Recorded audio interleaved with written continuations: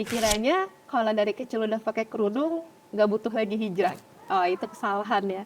Jadi aku dijodohin sama orang tua aku, dijodohin sama orang yang sudah berkeluarga. Sempat kepikiran juga doa sama Allah, kenapa nggak aku mati aja dan jadi orang yang dilupakan. Kalau ngafalin Quran, ujiannya seberat ini, mendingan aku jadi orang biasa aja. Halo, Assalamualaikum sahabat soleh semuanya. Kenalin, nama aku Adele. Kembali lagi di program kita Story of Solehah. Program inspiratif buat kita semua. Sharing session tentang hal-hal dan cerita perjalanan hijrah seorang narasumber yang luar biasa. Gitu. Banyak banget cerita-cerita inspiratif yang bisa kalian dapetin di sini. Dan pada hari ini kita kedatangan tamu spesial, yakni Kak Ibah. Assalamualaikum. Waalaikumsalam warahmatullahi. Nah, Kak Ibah ini adalah penulis, guru Quran, dan juga aktif di dunia penghafal Al-Quran. Nah, narasumber kita pada malam hari ini tuh aktif banget membuat buku. Salah satu bukunya itu dibuat film, luar biasa saking inspiratifnya. Judulnya Perjalanan Pembuktian Cinta, gitu ya Kak ya. Buku ini bisa dibeli di FPPA Book atau di link yang ada di deskripsi. Tayang juga filmnya ada di bioskop 7 Maret 2024. Jangan sampai kelewatan. Just langsung aja kita kenalan sama narasumber kita. Silahkan Kak, perkenalkan nama, umur, pekerjaan, kesibukan, dan aktivitas sehari-hari. Iya, bismillahirrahmanirrahim. Perkenalkan, nama saya Nusaibah Az-Zahra. Saya lahir di Depok. Ya, sekarang usianya berapa ya? 32 kalau nggak salah, mau 32. Mau 32 tahun. Kegiatan saya sekarang masih kuliah, sambil jadi ibu rumah tangga punya anak 4. Ya, sambil ngajar Quran juga. Saya gerak di bidang penghafal Quran ya. Kemarin pas pandemi benar-benar banyak orang yang minat hafalnya meningkat. Jadi bikin program namanya Hufaz Online dari 2014. Nah, jadi banyak tuh yang ikut, ibu-ibu rumah tangga, orang kantoran, dokter, bidan, perawat, kalau pesawat itu pramugari. Iya, ikutan setoran hafalan Quran. Dari yang awalnya gak punya hafalan sama sekali, nambah 1 surat, nambah jadi 1 juz. Nah, itu rasanya mungkin kan memang dunia saya ya, seneng gitu. Ya, ternyata banyak yang terbantu juga dengan ini. Alhamdulillah. Itu aja mungkin ya. Alhamdulillah, adem banget ya. Jadi di tengah kesibukan kelowongan waktu pandemi gitu ya, masyarakat dan sahabat soleh di luar sana tuh banyak yang aktif dan semangat untuk menghafal Al-Quran. Luar biasa. Kak, bicara tentang hijrah. Iya. Menurut Kak Ibah sendiri hijrah itu apa? Oke. Hijrah itu berarti kan ya berpindah dari suatu tempat menuju tempat yang lebih baik gitu ya. Jadi kalau ngomong soal hijrah sebenarnya Mbak, saya ini dari kecil emang udah di keluarga yang Islami gitu ya. Saya ngafalin Quran dari kecil gitu. Tapi saya juga mengalami satu momen hijrah juga. Apa itu? Dikiranya kalau dari kecil udah pakai kerudung, nggak butuh lagi hijrah. Oh, itu kesalahan ya.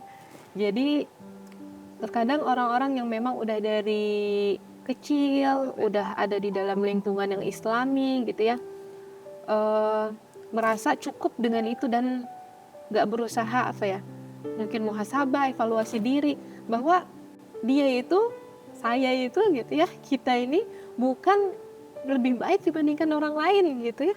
Nah, ini yang terkadang jadi satu yang jadi permasalahan anak-anak yang emang udah dididik Islami dari kecil. Kadang mungkin gak ngerasa perlu untuk Islami banget gitu lah ya, malah jadi kayak udah muak gitu lah ya. Nah, ada sampai ke tahapan itu. Tapi kalau saya perjalanannya ini dari kecil sama sekali nggak pernah kenal sama lawan jenis. Nah, pas udah mulai masuk masa-masa remaja, penasaran gitu ya.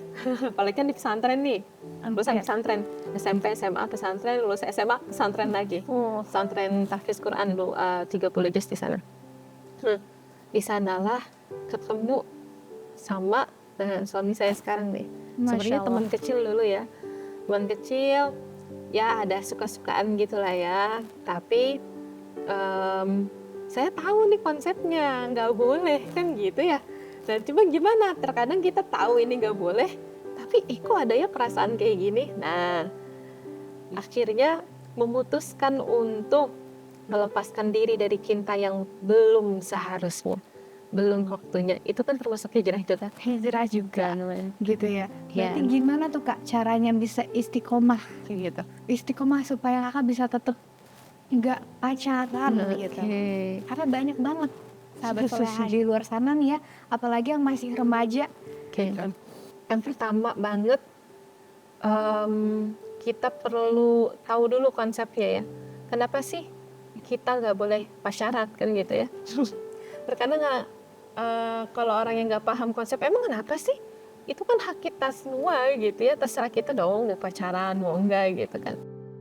Nggak usah islami banget lah. Nah, beda cerita kalau yang emang dari kecil udah dididik islami. Walaupun ada perasaan pengen, oh ternyata cinta tuh kayak gini ya. Oh pacaran, tapi di dalam hati tuh tahu ini nggak bener nih, jangan dilakukan gitu kan. Jadi pertama kita harus punya lingkungan, ya lingkungan yang akan terus ingetin kita. Mungkin disampaikannya sekali, 2 kali gitu, tapi akan terus teringat. Di dalam hati akan jadi ada yang ngingetin terus gitu ya. Ini nggak bener nih, jangan dilakuin gitu ya. Kalau yang saya lakuin waktu itu, saya patahin SIM card. SIM card handphone ya, GSM ya dulu ya. Ya dipatahin supaya berhenti komunikasi sama si dia. Gitu ya. Ya pokoknya mau komunikasinya ya. berbagai cara lah dilakukan. Akhirnya menemukan kalau emang kalau ada perasaan kayak gini apa emang harus diturutin ya gitu. Tapi kalau nggak diturutin kok rasanya kayak pengen mendekat gitu, kayak magnet gitu ya. Gitu nggak sih? Itu Iya ya, biasanya kalau orang udah suka tuh pengennya deket-deket terus kayak gitu. Tapi kenapa malah nggak boleh gitu? Terus gimana cara ngelawan? Nah itu pas masa remaja tuh berasa banget, sampai ada satu hadis Kak. Ya, satu hadis yang bikin saya berubah banget. Akhirnya punya kekuatan untuk melawan kayak ya kepo-kepo sama cowok gitu ya. Nah satu hadisnya itu hadis tentang kecintaan Allah pada hambanya Kak. Seperti apa hadisnya? Hadisnya saya artinya aja intinya ya, inti dari hadisnya ini. Jika Allah mencintai seorang hamba, maka Allah akan mengabarkan kepada malaikat Jibril bahwa malaikat Jibril cinta nih sama hamba ini gitu ya. Allah cinta sama hamba ini, maka malaikat Jibril pun cinta sama hamba ini. Lalu malaikat Jibril mengabarkan kepada seluruh penduduk langit bahwa Allah penghulunya malaikat gitu yang pembawa wahyu kepada para rasulnya cinta sama hamba ini, maka seluruh penduduk langit pun cinta sama si hamba ini.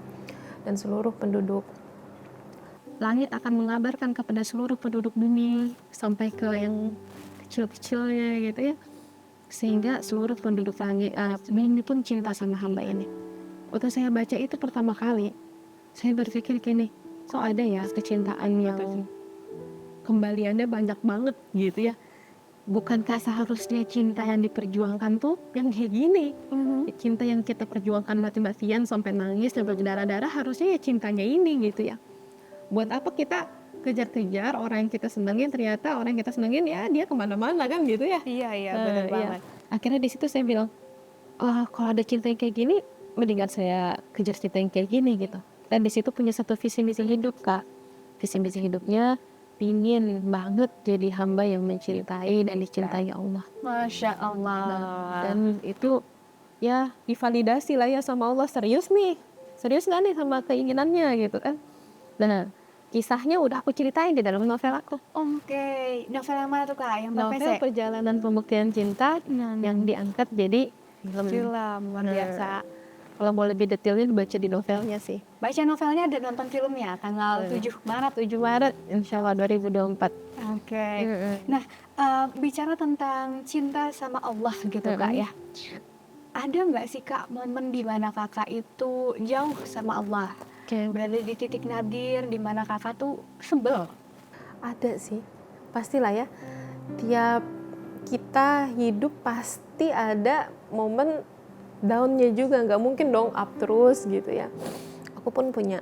Jadi setelah punya visi misi yang kayak tadi tuh, pengen jadi hamba yang mencintai dan dicintai Allah, divalidasi lah sama Allah, dikasih ujian yang untuk mengetes bener nggak kamu beneran sungguh-sungguh sama perkataan kamu itu.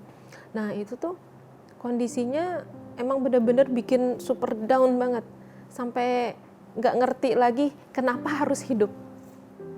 Mungkin kawan-kawan pernah ada yang ngalamin juga kondisi dimana nggak ngerti kenapa masih harus hidup, apakah mati lebih baik dari ini, apakah mati lebih bisa Kayaknya cobaannya berat dijalani. banget ya sahabat soleh.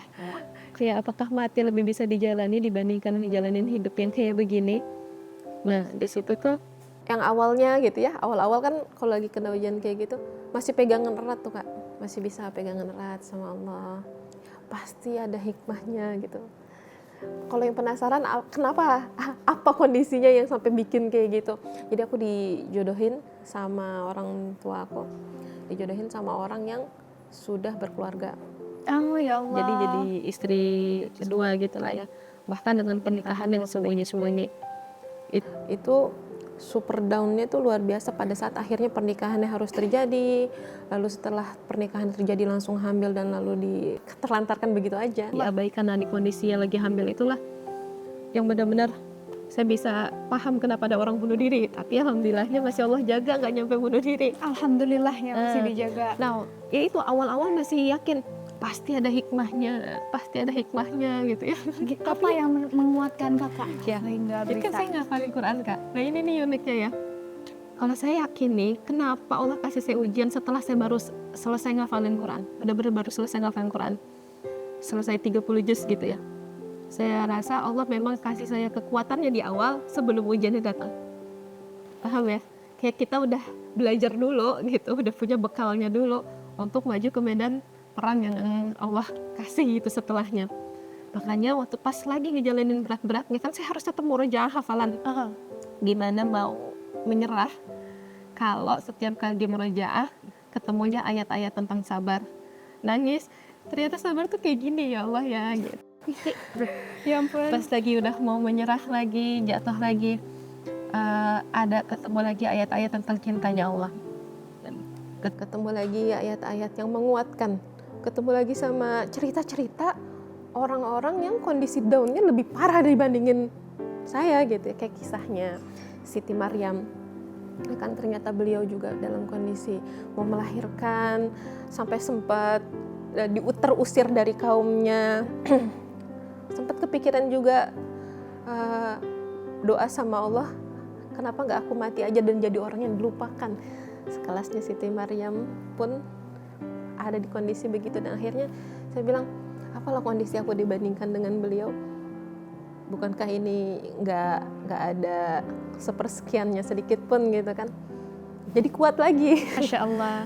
Makin jauh dari Quran makin lemah, makin sering baca Qurannya, semakin sering mentadaburinya, ada kekuatan-kekuatan itu gitu. Nah mundurnya pas apa?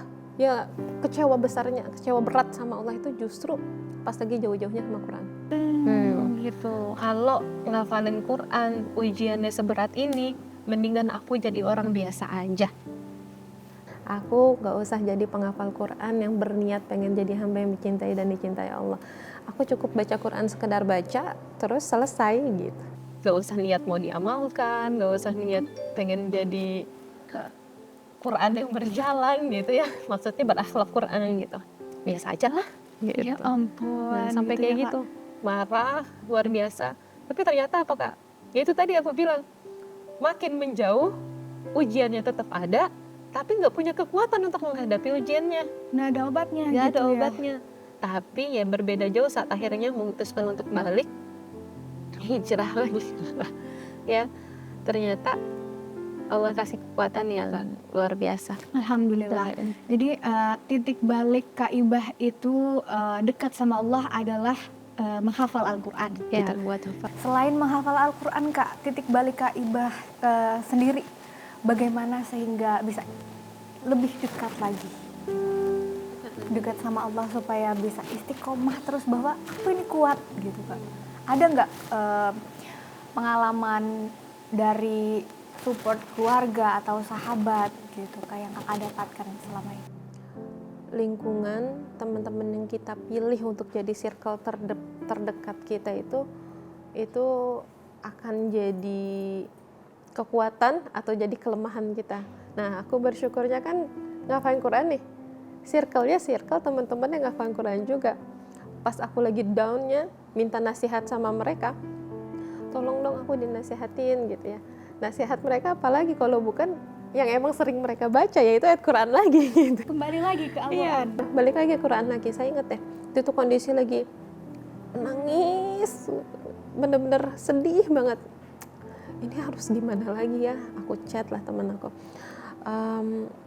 tolong aku dikasih nasihat. Cuman minta itu doang kalimatnya. Tolong aku dikasih nasihat. Dia cuman jawab kayak gini, apapun yang lagi Taibah hadapi, yakin deh Allah bersama Taibah. Masya Allah. Wah, itu langsung nangis lagi, lanjutin nangis yang tadi, tapi nangisnya udah beda gitu. Kalau yang tadi nangis kayak nangis sedih, kalau yang ini nangis punya kekuatan. Oh iya ya, aku kan punya Allah gitu. Kenapa harus sedih yang sampai kayak gitu kan? Aku punya Allah dan Allah nggak akan membiarkan aku sendirian. Ini dari sahabatnya teh. Nah, itu dari sahabat. Terus juga pasti ya, walaupun orang tua tuh, ada kan orang tua tipe yang gengsi, menyampaikan kasih sayang, nguatin gitu. Orang tua saya termasuk yang gengsi ya, gengsi. Tapi aku yakin doa-doa dari mereka pun yang akhirnya bisa menguatkan aku sampai di titik yang sekarang. Iya, insya Allah. Jadi Dan- menguatkan Kak Ibah sendiri itu selain dekat sama Quran, tapi dari keluarga dan sahabat-sahabat juga ya. Lingkungan. Dan solusinya buat sahabat solehah semua, bagi yang kesulitan, bagi yang punya masalah, kembali lagi ke Al-Quran, deketin yang punya kuasa.